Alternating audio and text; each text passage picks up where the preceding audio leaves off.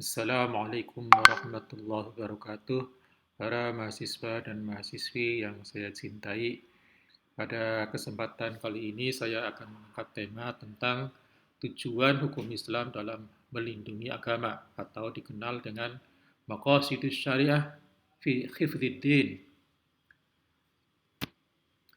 Eh, Sebelum kita menjelaskan bagaimana kondisi perlindungan terhadap kebebasan beragama, saya ingin mengutip apa yang dikenal sebagai Perjanjian Elia. Elia. Perjanjian Elia ini uh,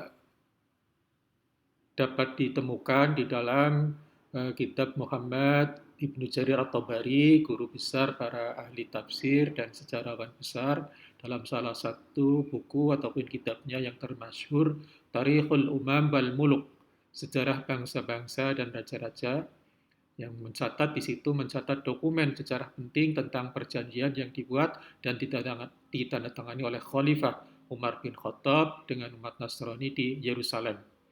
Perjanjian ini dikenal dengan nama Mu'ahadah Elia karena dideklarasikan di Elia, nama kuno dari Yerusalem tahun 15 Hijriah atau 636 Masehi.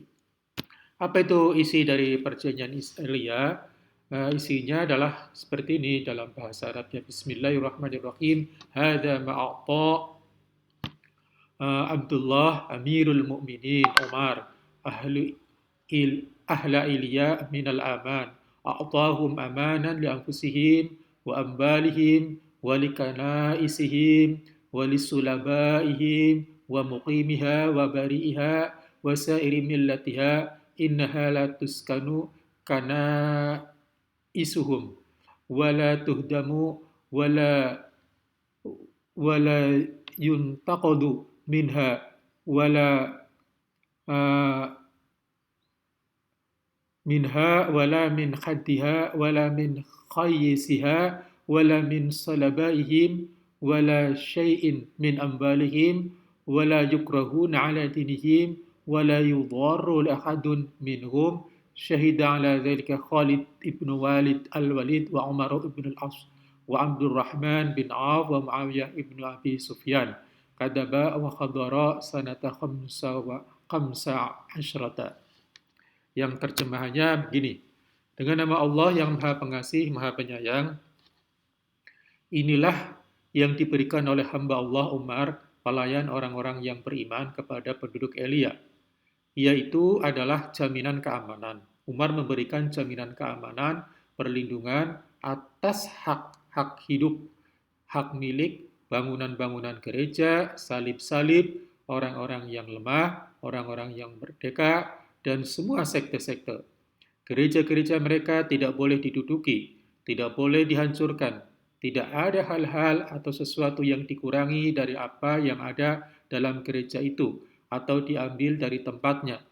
Tidak juga salib-salibnya dan tidak pula harta benda mereka. Penduduknya tidak dipaksa untuk meninggalkan agama, tidak dipaksa untuk meninggalkan agama mereka, dan tidak satu orang pun dari mereka yang boleh dilukai. Nah ini perjanjian, penandatanganan perjanjian ini disaksikan oleh Khalid ibn Walid, Umar bin As, Abdurrahman bin Auf, Muawiyah bin Abi Sufyan, dan ditetapkan pada tahun 15 Hijriah. Ini sumbernya dari Ibnu Jarir Al-Tabari, Tarikhul Umam wal Muluk, yang saya kutip juga dari websitenya Kiai Husain Muhammad. Apa makna perjanjian ini? Perjanjian yang dibuat Umar bin Khattab di atas menggambarkan pandangannya yang sangat mendalam tentang kerahmatan Islam atau Islam yang rahmatan lil alamin, yang tidak hanya diberikan kepada bangsa dan umatnya sendiri, melainkan kepada semua umat manusia, apapun agama yang dianutnya. Sehingga misi Islam yang seperti ini, yang rahmatan lil alamin, sebenarnya diakui juga sebagaimana yang tercermin dalam komentar Bernard Lewis, yaitu seorang sejarawan orientalis. Bernard Lewis, seorang orientalis terkemuka, yang beragama Yahudi mengakui dengan terus terang misi kerahmatan Islam ini. Dia mengatakan, pada masa-masa permulaan banyak pergaulan sosial yang lancar terdapat di antara kaum muslimin, Kristen, dan Yahudi.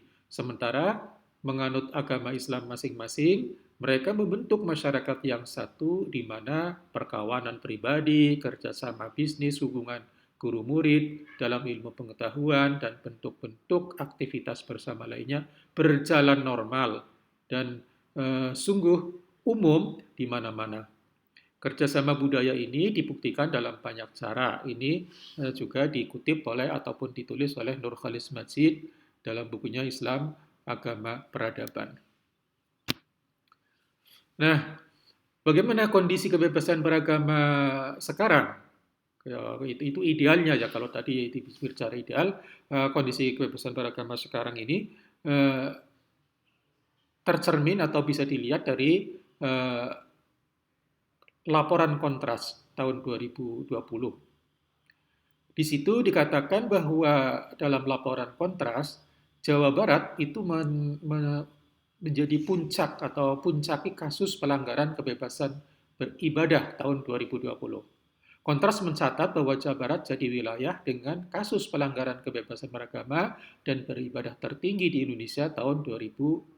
Selain itu, pihaknya juga menyoroti peran negara dalam mengatasi pelanggaran kebebasan beragama dan beribadah yang belum maksimal. Nah, laporan Kontras ini juga ditulis di dalam Detik.com atau dimuat oleh Detik.com, dan kira-kira seperti inilah di salah satu laporannya. Jawa Barat dan Jawa Timur dan daerah-daerah lainnya, yang jelas adalah peristiwa ini tersebar di banyak daerah yang bisa dilihat di grafik, dan yang kita amati di sini adalah memang di lapangan yang terjadi adalah serangan secara ataupun pembatasan ataupun diskriminasi secara horizontal. Artinya satu kelompok masyarakat mendiskriminasi ataupun membatasi suatu aktivitas keagamaan dan beribadah kelompok masyarakat lainnya. Lalu di mana letak negara? Ini sama peristiwanya dengan serangan cyber tadi. Meskipun dia tidak melakukan secara langsung membatasi kebebasan beragama, namun dia memiliki tanggung jawab untuk melindungi kebebasan beragama dan beribadah dari setiap orang, setiap kelompok agama, setiap kelompok kepercayaan, dan sebagainya. Sehingga ketika ada peristiwa pembatasan kebebasan beragama secara horizontal, namun negara tidak bisa bertindak secara patut untuk melindungi kebebasan beragama dan beribadah dari masing-masing kelompok, maka dia sekali lagi bisa dikatakan telah gagal dalam mengemban tanggung jawabnya melindungi kebebasan beragama dan beribadah. Dalam beberapa peristiwa kita justru melihat pemerintah mencoba untuk berada di tengah, namun dalam konteks HAM ketika ada penindasan dari mayoritas terhadap minoritas, posisi di tengah itu tidak cukup baik untuk melindungi kebebasan beragama. Ada yang disebut affirmative action atau kebijakan afirmatif, di mana pemerintah seharusnya bisa memposisikan dirinya untuk memprioritaskan perlindungan dari kelompok yang tidak kuat, yaitu dalam hal ini kelompok minoritas. Dalam beberapa kasus, misalnya di peristiwa penyegelan makam sesepuh di kelompok kepercayaan Sunda Wiwitan, Akbar Sunda Wiwitan, pemerintah justru melegitimasi kekerasan yang terjadi secara horizontal tersebut, di mana dia melalui aparatnya justru melakukan penyegelan terhadap makam tersebut atas desakan dari mayoritas. Di sini adalah suatu positioning yang keliru dari pemerintah dalam menanggapi isu kebebasan beragama, sehingga dia justru melegitimasi pelanggaran HAM terhadap kelompok minoritas tersebut. Demikianlah apa itu kondisi kebebasan beragama yang ada di Jawa Barat, yang tentunya masih belum ideal. Di sini saya ingin mengatakan bahwa terdapat memang pergeseran makna dalam perlindungan beragama. Kalau pada masa klasik memang ada kecenderungan yang kebebasan beragama itu adalah perlindungan terhadap protection of true belief. Tapi kalau dalam kondisi sekarang, termasuk di Indonesia, mestinya bergeser menjadi protection of freedom of belief, perlindungan terhadap keyakinan yang benar, kemudian bergeser menjadi perlindungan terhadap kebebasan berkeyakinan. Ini sebagaimana dikatakan oleh Ibnu Ashur di dalam bukunya Treatise on Maqasid Syariah. Jadi, mengapa kebebasan beragama itu menjadi penting? Itu sebenarnya terkait dengan pertanggungjawaban. Sebab apa? Sebab kebebasan dalam beragama itu penting, sebab tanpa ada kebebasan pada dasarnya tidak ada pertanggungjawaban. Orang yang bertindak atas dasar paksaan tidak mungkin dimintai pertanggungjawaban. Itulah sebabnya Al-Quran amat tegas dalam menyatakan la ikraha fiddin.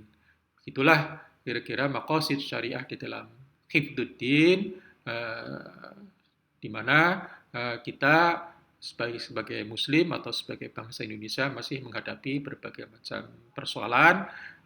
Mudah-mudahan persoalan-persoalan itu bisa kita tangani, kita atasi secara bersama-sama. Wallahul muwaffiq ila aqwamit thoriq. Wassalamualaikum warahmatullahi wabarakatuh.